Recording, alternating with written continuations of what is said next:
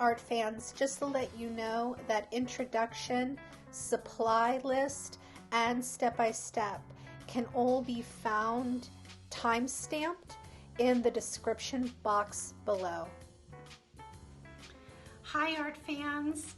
Now in the previous video we talked about how to build up our surfaces to manifest this apple.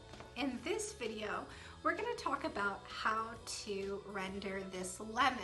It's done a little differently. Yellow can be a little tricky, but I think what I've produced for you in this step-by-step video is going to be really beneficial and helpful. Now, in the previous video, I talked a lot about finding your own voice once you learn the tools, right? Once you know the rules, you can know how to break them, right? So if what I'm doing isn't your cup of tea, that's fine, that's okay. There's so many other YouTube videos out there.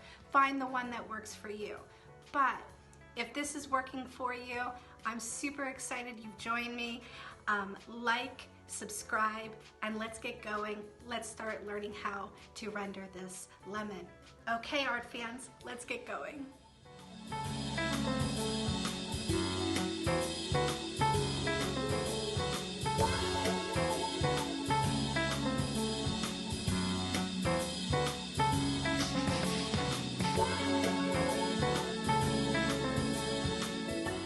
Okay, so I'm going to do this lemon drawing next to the apple drawing that I did in a previous video.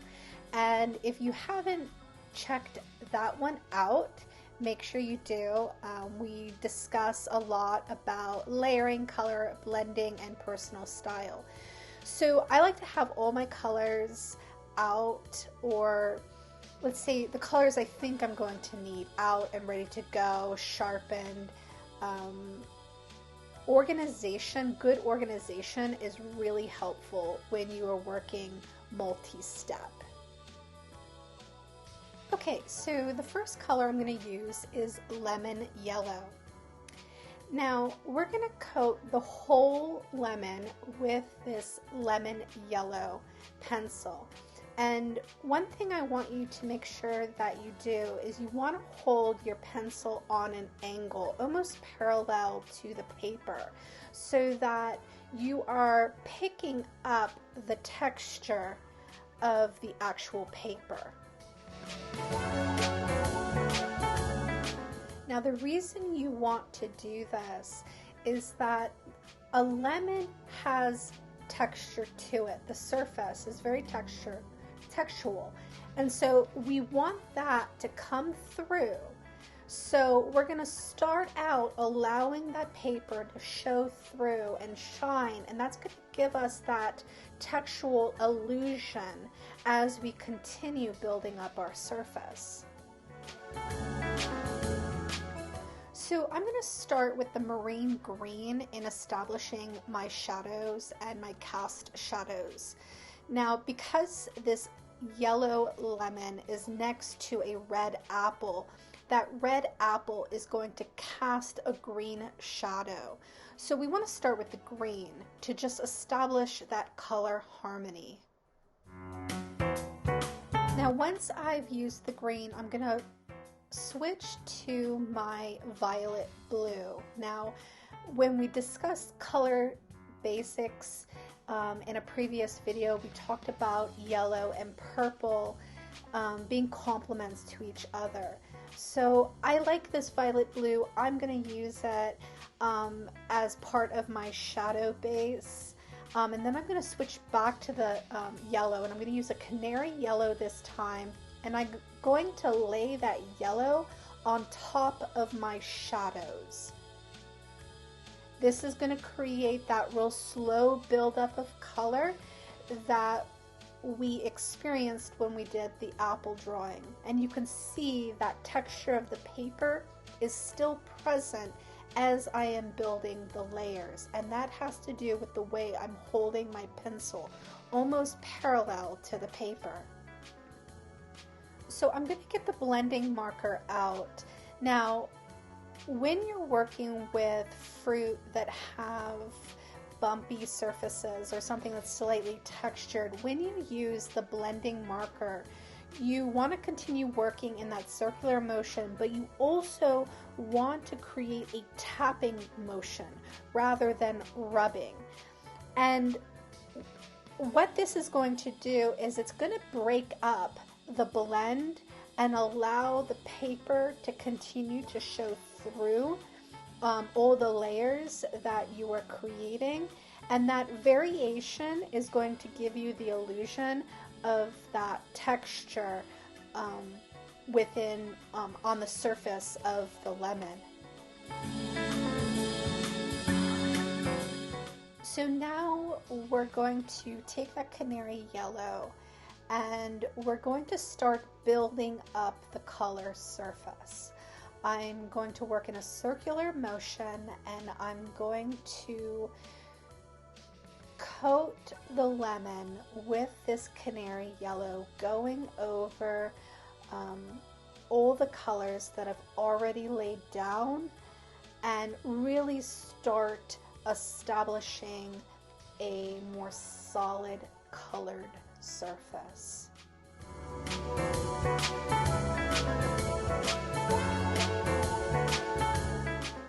I just want to remind you that holding your pencil parallel to the paper is going to be really essential in continuing to create that texture.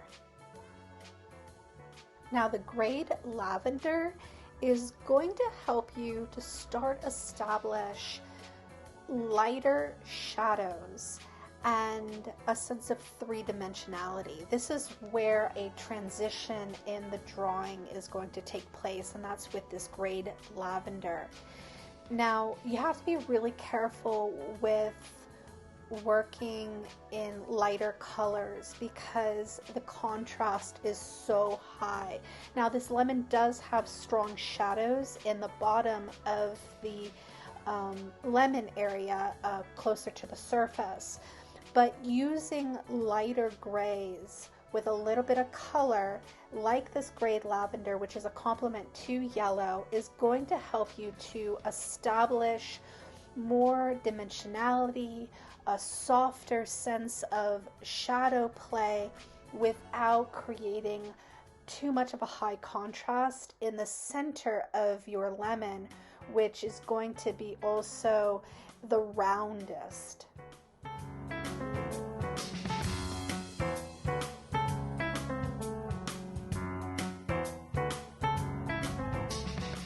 Now, with this step of building up the surface, I'm going to go back and forth with my light and dark.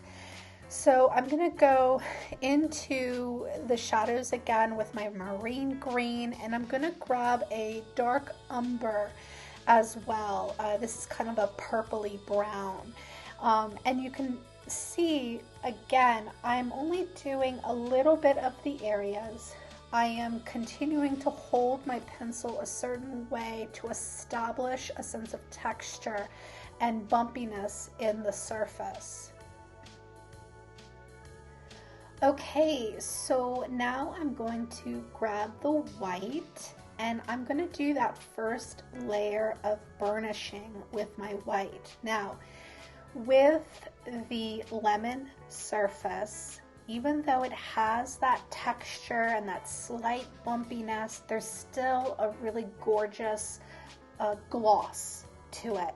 And this white is going to help create that glossiness on top of the lemon surface. Now I'm going to work in a circular motion. I'm going to cover the shadow areas with my white, and then I'm also going to move into the lighter areas as well.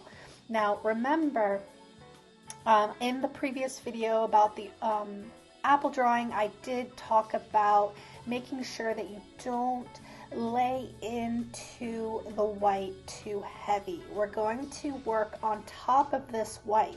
So you want to use a medium pressure. You don't want to go too heavy and completely flatten all the texture that's in this paper. but you do want to create a slight burnish that's going to start blending those various layers together into one.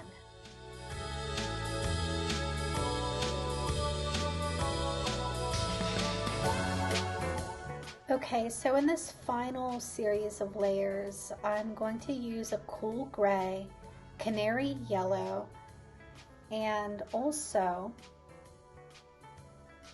a marine green. And I'm going to finish establishing the shadow areas of this lemon. I'm also going to put in some slight shadow in the bumps, just a little bit. I'm not going to overdo it, but I just want to create continued texture. We're going to take the blending marker out again, and we're going to, in tapping motion, blend our colors.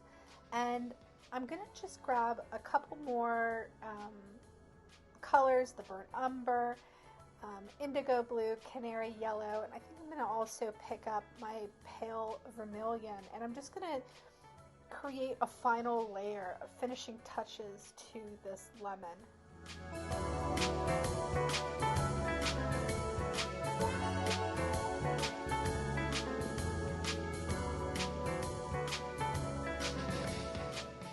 Now I'm going to use my white one final time just to create that overall waxy gloss on top of the lemon before I put my finishing touches on with my colorless blender. Now that colorless blender again is going to burnish down all the color into the paper and give it a really great finished look. As I've said in previous videos, I'm really color driven. So I'm really going to utilize my complementary sets when I'm working in shadows. So my lemon is going to have more of a color vibrance to it than most. But I hope that you enjoyed this technique of creating that visual texture and rendering this lemon in a very colorful and expressive way. Okay, art fans, I hope you enjoyed drawing this lemon with me. If you liked this video, click like, subscribe so you can be notified when we have another drawing video like this. Okay, until next time.